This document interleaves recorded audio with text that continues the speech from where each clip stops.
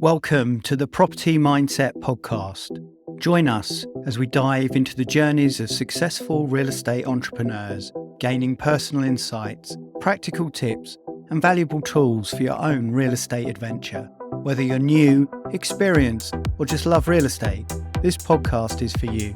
Tune in for engaging and informative conversations with the brightest minds in the industry. Welcome back to the Property Mindset Podcast with me, Phil Gadd. Today I'm joined by Greg Eaton. He's back again. He was so good the first time that we invited him back. And today we're going to dive more into cash flowing investment properties. Greg's going to talk to us about finding cash flowing properties, evaluating them, and all good stuff about cash flowing properties and why they're important if you're looking to get into investing in real estate. So welcome back, Greg. Yeah, great to be here. Thanks for inviting me a second time. Appreciate that. Financials, running the numbers, it's obviously so important when you're buying a property as an investment.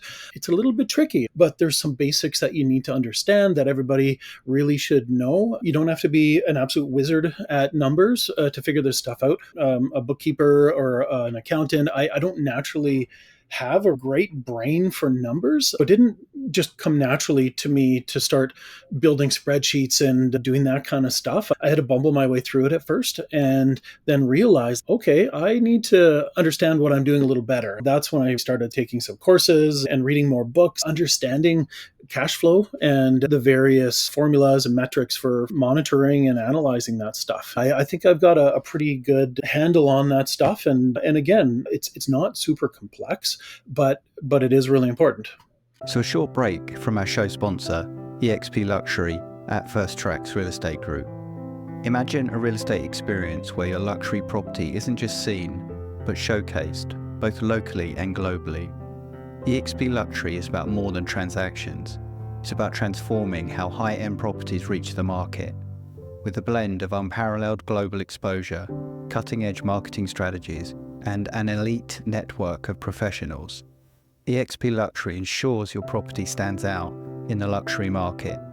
Phil Gadd and the First Tracks Real Estate Group leverage his platform to elevate your listings, ensuring it reaches its full potential. Welcome to the new standard in luxury real estate. Yeah, great. So let's just dive in. Where would you like to start, Greg? I'll let you take the lead and let us know what we need to know about cash flowing properties. Sure, absolutely. On the very basic level, you're spending your hard-earned money to purchase a property that hopefully will have a return on investment. There's a lot of different ways to analyze that, different jargon and formulas, and you should have a basic understanding of this. If you know basic high school math, not even high school, like grade 9 math, you can figure this stuff out. If you know percentages and understand what interest rates are, no problem. You can figure out all this stuff. So the bar is pretty low as far as what you need to know. And it's pretty easy to find a lot of these formulas and information online. There's just so many good free resources out there for learning about mathematics for real estate. So it's not that hard. But understanding some basic financial terms is really important. I've got a list here of a few different formulas and words that everybody should sort of know. Now, as far as formulas, 1% rule is one that gets tossed around a little bit. It's a very crude, rudimentary sort of formula, but essentially it is 1% of the purchase price should be about what the monthly rent would be, and that's the 1% rule. So, for example, if you buy a fourplex for $1 million, the 1% rule would be that it should have $10,000 a monthly rent. And the reality is that would be an awesome property. Like that would be a really good cash flowing property. Of course, we don't know what expenses are. We don't know your mortgage situation. But if those things are all sort of general, a 1% rule, if you can find it, that's a good deal. It's going to cash flow and you should buy it. It's handy if, it's very easy as you scroll through the MLS to just sort of see that and thought, oh, wow, I want that property. Will it hit the 1% rule? And if it's completely out of alignment with that, then it's probably not something worth going any further with. But if it's in that ballpark, then it's probably worth pursuing. So that's 1% rule. It's pretty simple and crude, but it's helpful. Yeah, well, it's something to start with when you're looking, and I guess, like you say, you start with one, and then you have a list and work your way through. And decide if it's something to really pursue. But yeah, that's a good starting point. Yeah, absolutely. Then we get into a cap rate. Cap rate gets tossed around quite a bit. We'll dive a little deeper into that in a little bit. Yeah. Essentially, it's your net operating income divided by your purchase price will equal your cap rate. And it's sort of a lagging snapshot of what the property did during a certain period. We'll dig a little deeper into that. Next one is a pro forma, which is in some ways the opposite of a cap rate, projecting cash flow and income expenses going forward, usually for 5 or 10 years. There's a bunch of assumptions it makes. Generally, it's a complex spreadsheet, and we'll dive a little deeper into that later. I've got an example for you guys and the pros and cons of pro forma.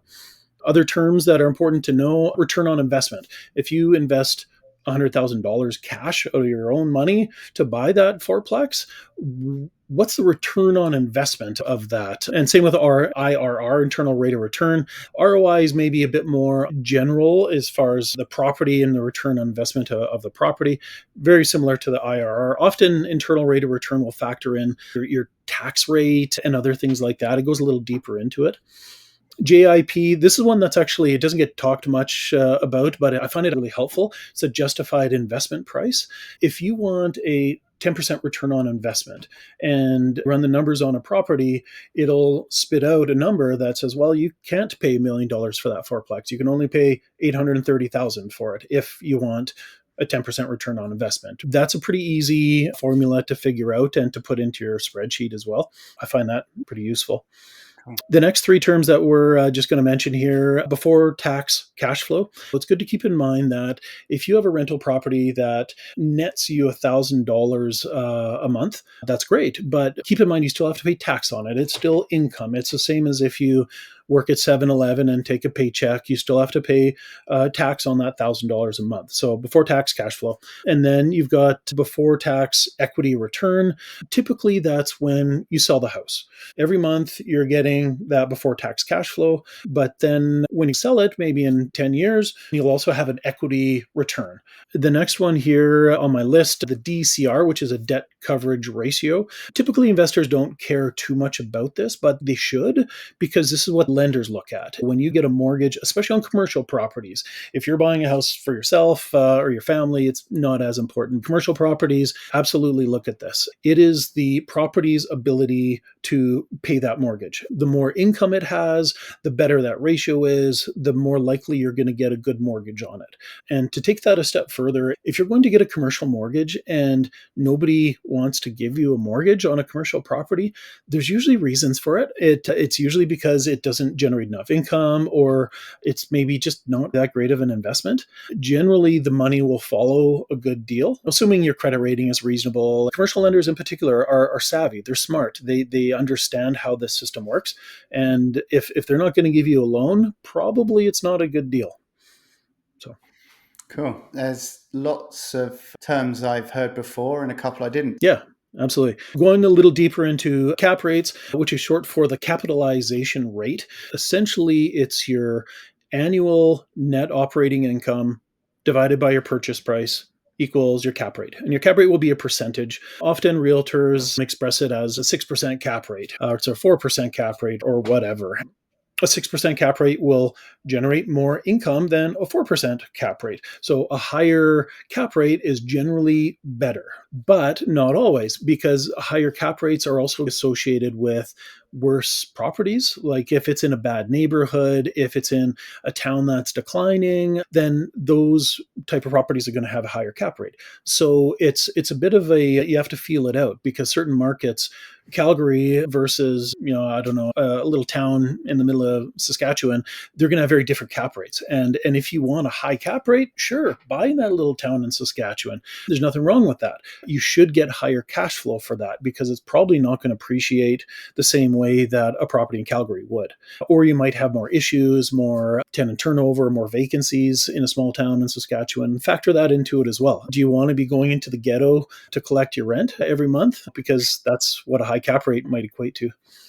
Interesting. One of the interesting things about the cap rates is it does not factor in financing, which is a really big one. It also doesn't factor in taxes or depreciation. But the big one there is financing. And so if you buy a 6% cap rate deal, which normally would probably make a little bit of money every month, but if you buy it with your credit card and put it all at 19%, you're going to be losing money and it'll be a terrible property.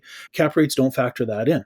Cap rate is also basically a snapshot of what the property has done for a period. Sometimes it's 1 year, or maybe it's even 1 month. I often do my spreadsheets over a month. It's just a snapshot of what the property did in the past up till now. That is sometimes useful, but not always, especially if it's a transition, if things are changing, or if you're planning on changing it. It's also important to note that your cap rate is not your rate of return. So a 6% cap rate doesn't mean that your return on investment will be 6%. Typically, your rate of return would be a lot higher, but not always. That's the big variable in that. Now, if you pay cash for a 6% cap rate deal, then in theory, your return on investment could be 6%.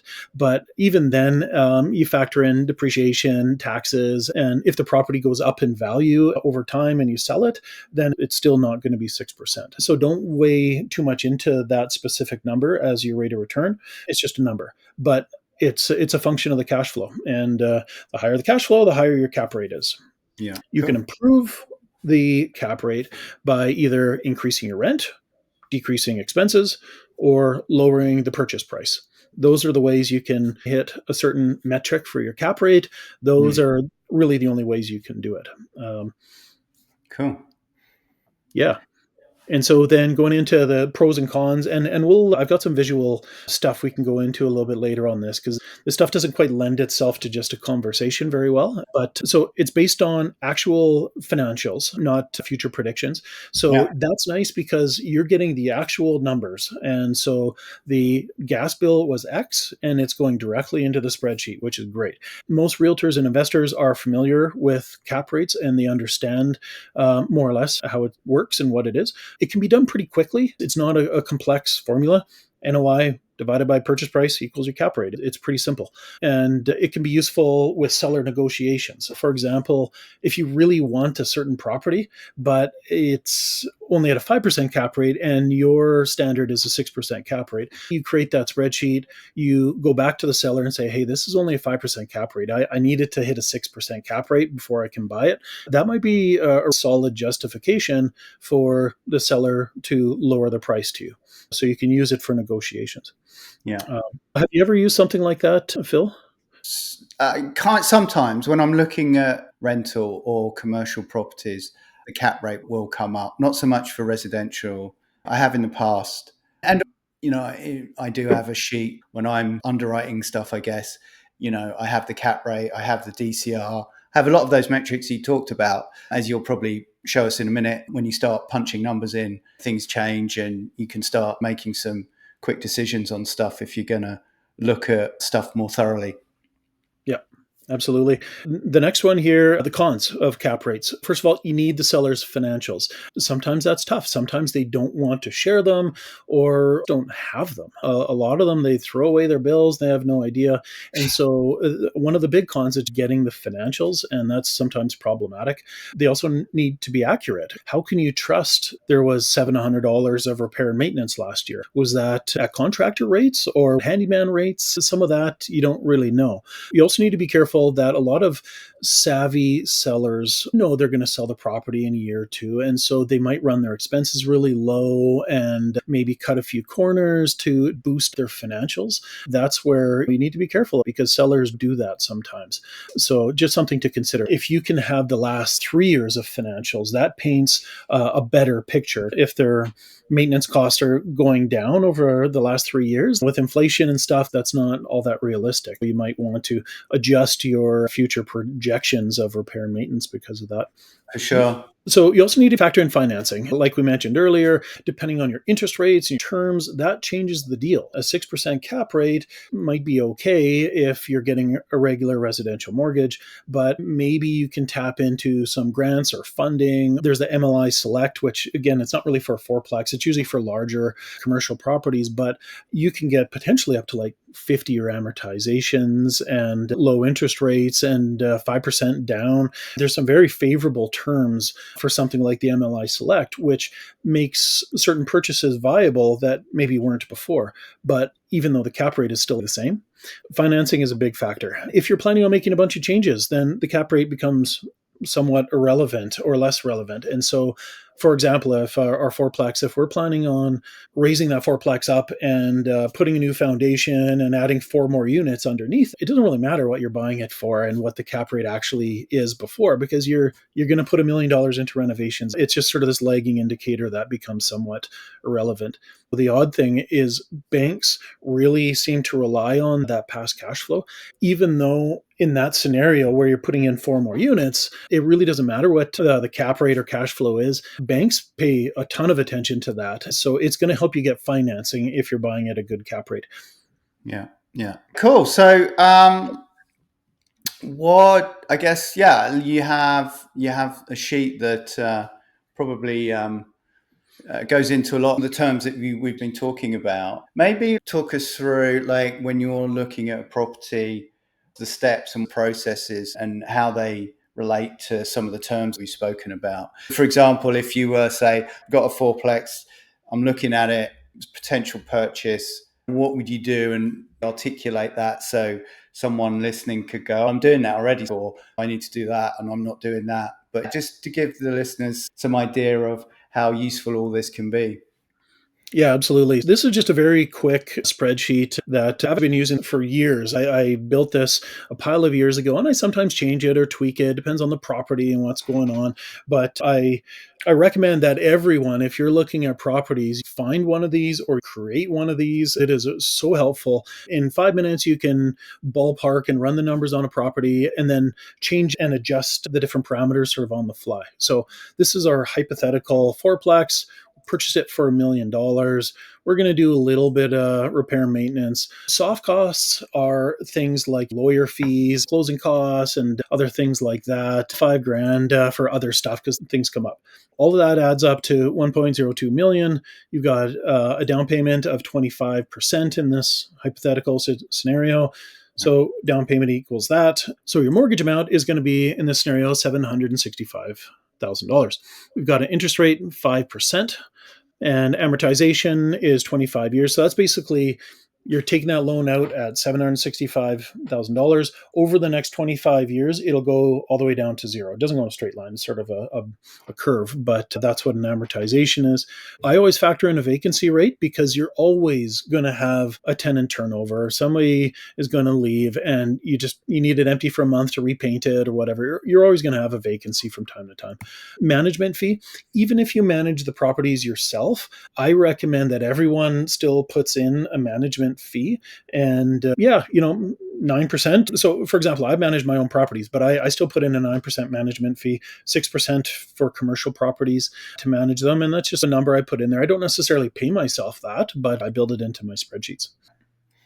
And then rents. So here in a hypothetical scenario, we've got 4 units, $2,000 a month equals $8,000 monthly rent.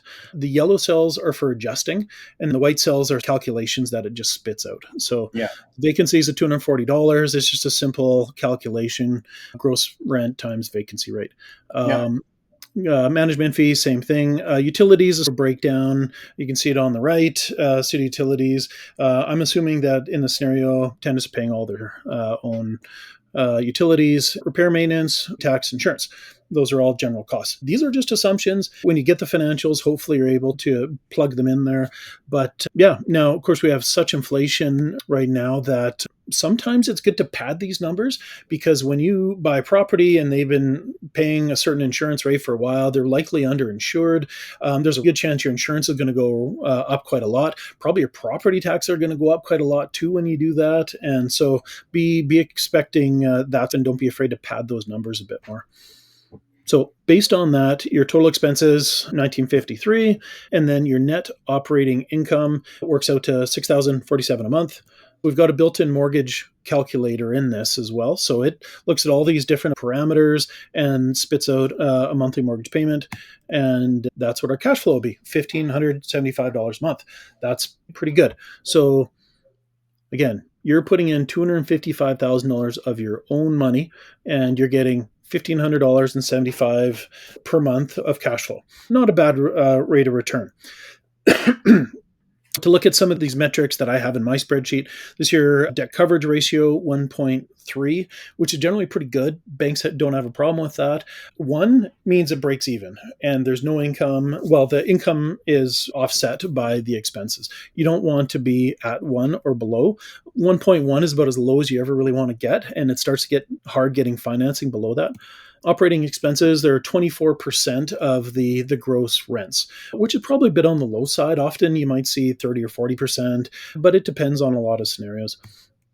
This is showing a cap rate of just over 7%, and then a cash on cash return, 7.4%, which is more a function of what's your return on investment of your down payment. This is a very rough calculation, but that's your ballpark mortgage pay down per month. And so if mortgage payment is $4,400, I just divide it by 3, and that's approximately what your mortgage pay down is. 2/3 go to interest, 1/3 goes to paying down that mortgage. Right. That's Cool. sort of our general spreadsheet here. Now, Yeah. the nice thing about something like this is it's really easy if we just put, say, 10% as a down payment. It changes Yeah. all these parameters, and now our cap rate still stays the same, but our Yeah. cash on cash is a lot better because we put Yeah. down a lot less money. Yeah. And the cash on cash, that's for a 12-month period, isn't it? Is that an annual number? So we've got our annual cash flow divided by your down payment. You're absolutely right. If you're looking, I'm going to make 96,000 this year on what I've invested, that's an 8% return if those Yeah. numbers stack up. Great. And so if you're looking at, investing in the stock market or most things, an 8% return on investment is pretty fair. It's pretty Yeah. decent. Yeah. Of course, it depends on how much risk you're taking on, and there's a few other factors. Now, this doesn't factor in, you're going to have some tax deductions. You're going to have mortgage pay down. That's not reflected in the cash. If the property goes up in value, it doesn't factor that into it. And so, there's a number of other things that these metrics aren't factoring in. An 8% cash on cash return is based on just the cash flow alone. But when you go to sell that property in 10 years, your return on investment should be a whole lot higher simply Yeah. because the property's gone up in value quite a lot. Fantastic. Yeah. So, No, that's like you say. It's not super hard maths, but it's stuff that you need to analyze when you're looking at properties. yeah, absolutely. If you put in a bunch of parking stalls at, say, $50 per month, that's all affected. And now your cash on cash return is actually quite a bit better. It's fun to play around with some of that stuff. What happens if there's a 4% interest rate? Interest rates are likely to go down for the next while. It's not a bad scenario to run. Or what if times get tough and they get higher? And it's so easy to just play around with this stuff quickly. So if you're serious about looking and analyzing investment properties, you really should get a spreadsheet. Get comfortable with Excel. I've got a Mac. I use their numbers program, which is very similar to Excel, just their own Apple way of doing things. But it works fine for me, and that's what I use. There's a bunch of free ones you can find out there, or you can search and find stuff. But I like to just build my own and then play with it and adapt it as you need to. So I think with all this knowledge, taking the first steps into looking at multi-family investing may seem a little bit intimidating, but it doesn't necessarily have to be. As long as you understand the basic terms of what you're looking at, then you're off to the races. Yeah, absolutely. The next thing I want to touch on here before we close out is pro formas. Now, this doesn't show up very well on screen. I don't know if anyone can even read much of this. I'll blow it up in a second. Essentially, you've got a lot more information here. When you buy the property, it follows it through for the next 10 years and how that investment is going to look. It takes a lot of assumptions into account. It's factoring in projected growth rate, which is essentially your inflation rate. It's looking at your tax rate. It's factoring in just a lot of different stuff. And then it starts spitting out a lot of math at you. So initially, we put, in this case, this is tied in with the other spreadsheet, and we just changed it to 10% down, which means that we're putting in $102,000 initially. It spits out $14,000. This amount keeps going up by that same projected growth rate of 3%. As we keep going, this just keeps looking better and better every year. The before tax cash flow keeps getting better. Now, at year 10, there's a big lump because we sell the property. There's a year 10 before tax equity return. In this scenario, we had a cash on cash return of 8%, which is great. But now we're looking at an internal rate of return of 27%. That's pretty significant. If you add up all of that, we've got a sum of $588,000. So you're taking your initial investment of $102,000, and in 10 years, you're turning it into $588,000 in this hypothetical scenario. Yeah. Well, that's yeah, definitely, and that's so important to think about. And I think that's why, like purchasing real estate can be so incredibly useful in wealth building, because obviously, considering all these factors, 27% return over 10 years is pretty decent. Yeah, it's absolutely phenomenal. And that's a lot of it is the compounding effects, and it's leveraging the purchase with a mortgage, and those things are pretty huge. But now, if that's based on a 3% inflation rate, now if we go down to say a 2% inflation rate, this whole spreadsheet, everything changes, and our internal rate of return goes down to 22%. Well, Right. Yeah. that's still pretty darn good. Yeah. Um, Yeah. but there's a lot of assumptions here: interest rates, amortization. All that stuff is bound to change. All the same metrics that were in the spreadsheet are here. They can all be adjusted. The way I have this set up is they actually get adjusted through the spreadsheet. And so if I do, let's say if we put 100% down payment, so we basically pay cash for the property. Yeah. What does that do with our scenario? So now our internal rate of return actually goes down to 2.75 or Right. 2.53%. So the internal rate of return actually isn't very good at Yeah. that scenario, because that income just doesn't really justify putting $1 million into it. So Yeah. yeah. Yeah. And sometimes there's a sweet spot there. Maybe the perfect amount to put down is maybe 25%. And anything more or less than that, it doesn't really make sense. But you can play around with it and figure it out. Yeah, no, that's amazing. That just proves that some people might think, oh, okay, I'm just going to invest all my money and that'll be the best way to go. But you've just proven that using debt to leverage investments can essentially give you much higher rates of return. For example, only using 10% of your own money as opposed to 100%, and using debt to help leverage, where you want to get to. I think it's great. It's awesome. It's just very, very fascinating, and that's why I guess lots of people get into real estate. Yeah, and especially the buy and hold, the long term stuff. I think Yeah, it's pretty exciting and glamorous to say want to flip a house or to do some of those short term deals, and absolutely those can be very lucrative.